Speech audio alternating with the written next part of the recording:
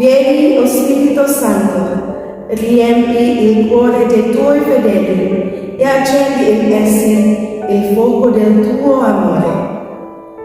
Datanglah, ya Allah Roh Kudus, nyalakanlah di dalam hati kami api cinta kasih-Mu yang ilahi. Salve, saya Susapati Srawae CSSSS kembali hadir menemani akhir pekan kita kali ini melalui kanal CSSS dalam Mimbar Renungan Katolik. Hari ini gereja sedunia merayakan Hari Pencurahan Roh Kudus, hari lahirnya gereja. Bapak, Ibu, saudara-saudari, dan kaum muda Katolik yang terkasih dalam Kristus. Dalam perspektif Katolik, Injil hari ini, Yohanes bab 20 ayat 19 sampai dengan 23, memberikan pemahaman yang lebih mendalam bagi kita semua tentang pentingnya pengampunan dosa, peranan dari para rasul, dan juga kehadiran Kristus serta pencurahan Roh Kudus dalam hidup kita. Kisah ini dimulai ketika para murid setelah kematian dan kebangkitan Yesus, mereka bersembunyi karena takut akan orang-orang Yahudi. Mereka tinggal dalam ketakutan dan kecemasan. Tetapi tiba-tiba Yesus muncul di tengah-tengah mereka, walaupun pintu-pintu terkunci. Hal ini pertama-tama kita dapat mengambil hikmah bahwa Yesus tidak terhalang oleh rintangan apapun untuk mencapai kita. Dia hadir di tengah-tengah kita, walaupun kita mungkin merasa terkurung oleh ketakutan dan kesulitan hidup. Yesus mengucapkan salam sejahtera kepada mereka, yang juga berarti memberikan kedamaian dan sukacita. Dalam momen ini, kita diajak untuk merenungkan kedamaian yang hanya dapat ditemukan dalam dan melalui kehadiran Yesus. Saya menjadi teringat dengan sebuah lagu. Kalau cari damai, hanya ku dapat dalam Yesus. Kalau ku cari ketenangan, hanya ku temukan di dalam Yesus. Tak satu pun dapat menghidupku, tak seorang pun dapat menolongku. Hanya Yesus jawaban hidupku. Hanya Yesus jawaban hidupku. Dia adalah sumber kekuatan dan penghiburan yang memberikan sukacita sejati tengah-tengah kegelisahan hidup kita. Kemudian Yesus juga menunjukkan luka-lukanya kepada para muridnya. Tindakan ini adalah tanda bukti bahwa Yesus yang hadir saat itu adalah orang yang sama seperti Dia yang telah disalibkan dan telah bangkit. Luka-lukanya adalah tanda kasih-Nya yang tidak terbatas dan pengorbanannya yang penuh.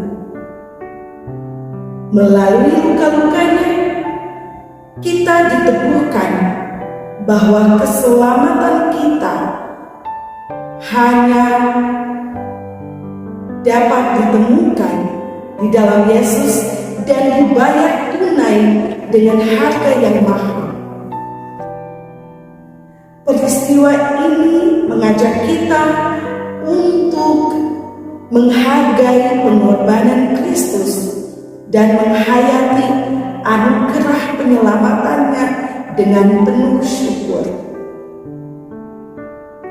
Selanjutnya, Yesus mengembuskan rohnya kepada murid-muridnya dan mengutus mereka untuk mengampuni dosa.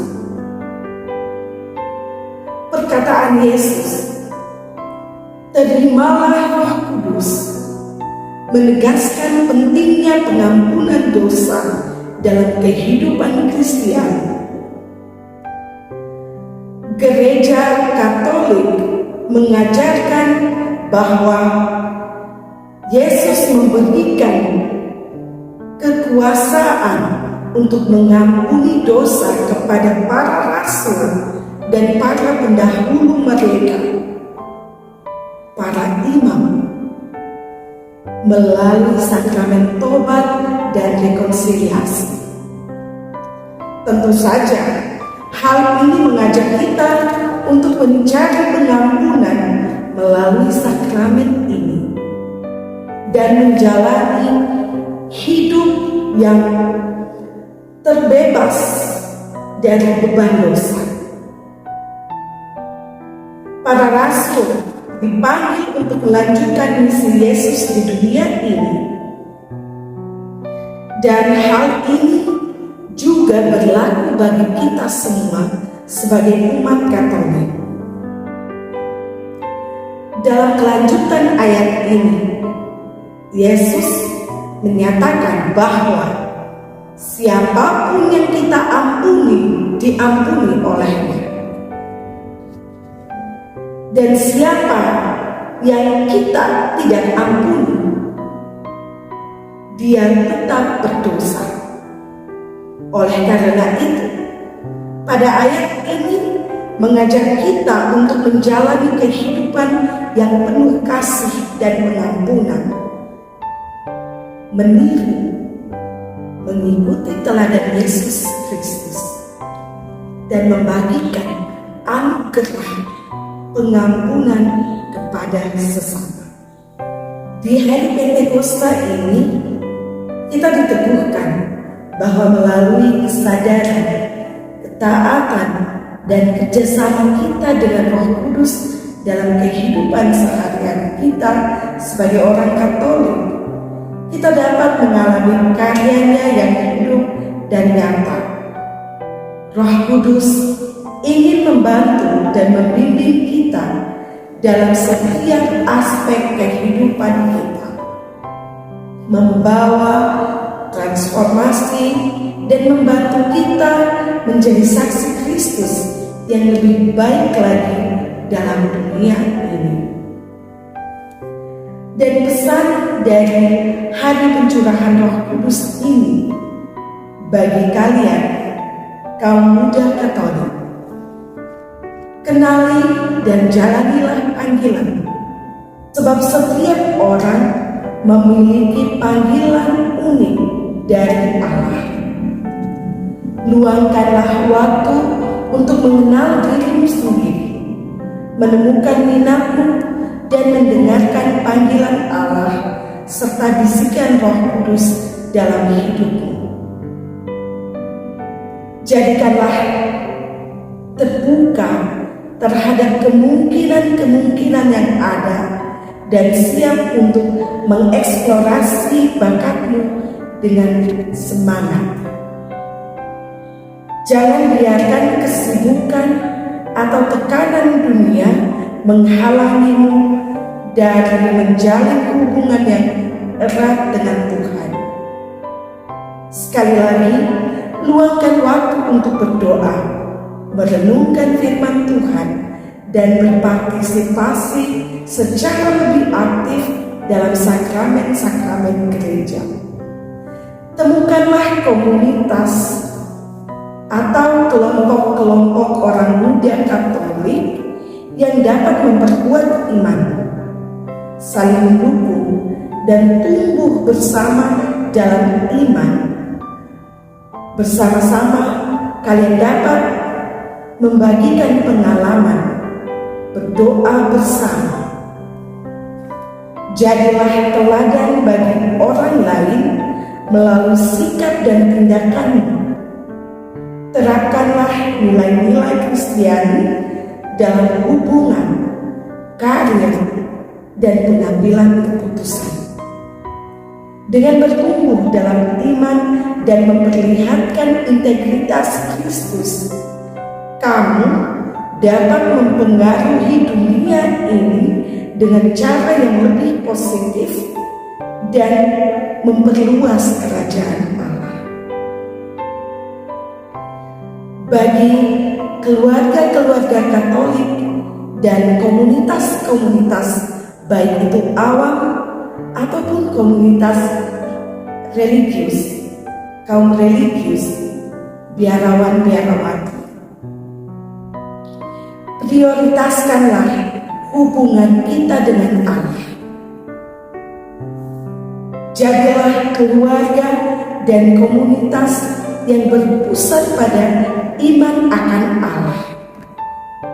Jadikanlah rumah kita, komunitas kita sebagai tempat pertumbuhan rohani dan saling mendorong untuk hidup sesuai dengan ajaran Kristus. Berkomunikasilah dengan penuh kasih, saling mendengarkan, dan memberikan ruang bagi setiap anggota keluarga, setiap anggota komunitas untuk menyampaikan pikiran, perasaan, dan kebutuhan mereka.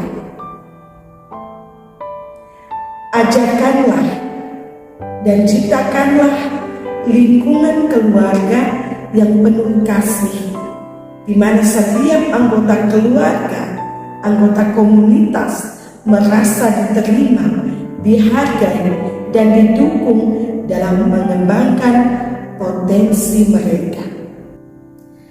Keluarga adalah tempat di mana kesalahan, kelemahan dapat terjadi.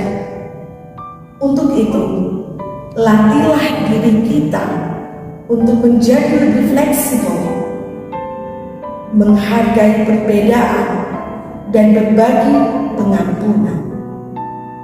Mengembangkan sikap pengampunan dan belajar dari kesalahan ini memperkuatkan ikatan keluarga dan komunitas kita, serta membawa damai dalam rumah tangga, dalam komunitas kita masing-masing. Inilah yang dapat kita pelajari, yang dapat kita renungkan, yang dapat kita petik dari Hari Raya Pentakosta. Sebab Allah mengutus Roh Kudus-Nya untuk membaharui muka bumi, untuk membaharui hati kita, untuk membaharui komunitas-komunitas kita, keluarga kita. Semoga salam damai sejahtera bagi kita semua.